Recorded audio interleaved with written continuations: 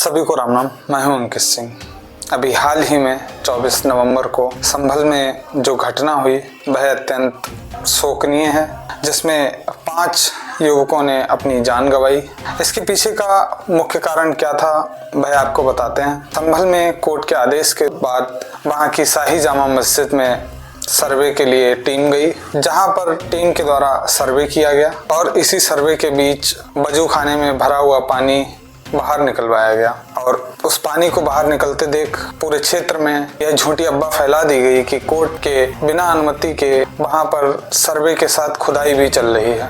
लोगों के द्वारा अफवाह फैलाई गई कि वजू खाने का पानी निकालकर उसमें खुदाई की जा रही है, जिसके बाद वहां पर भीड़ एकत्रित हो गई।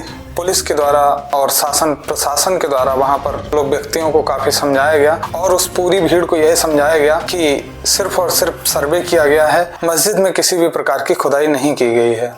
इसके बावजूद भीड़ उग्र होती चली गई और यह उग्रता धीरे धीरे इस कदर रूप ले गई कि पूरे संभल को एक आग की दहकती ज्वाला में फेंक दिया।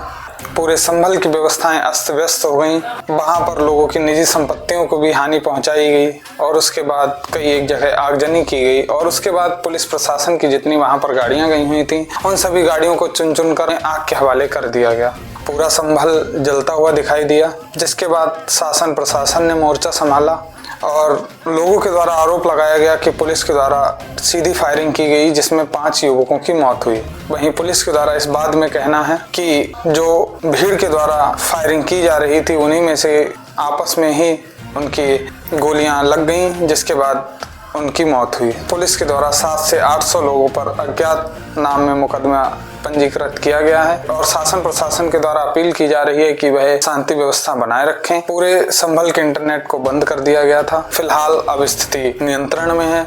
इसी तरह की सेम हिंसा सन 1976 में संभल में शाही मस्जिद में भड़की थी, जिसमें इस मस्जिद के शाही इमाम की मृत्यु किसी गैर संप्रदाय के व्यक्ति पर करने का शक जताया गया था और यह बात पूरे संभल में एक आग की लपट की तरह फैल गई, जिसके बाद पूरे संभल में स्थिति संभालना मुश्किल हो गया। शासन प्रशासन को यहाँ पर कर्फ्यू लगाना पड़ा, जिसके बाद कहीं आकर स्थिति नियंत्रण में आई। लोगों के द्वारा लगातार इस सर्वे का विरोध पहले से ही किया जा रहा था और जैसे ही सर्वे पूरा करके टीम मस्जिद से बाहर निकली उस पर हमला कर दिया गया। इस मामले को लेकर आप भी अपनी राय कमेंट्स के माध्यम से बस रखें। फिर मिलेंगे किसी नए टॉपिक के साथ। तब तक के लिए नमस्कार। अपना कीमती समय देने के लिए बहुत बहुत धन्यवाद।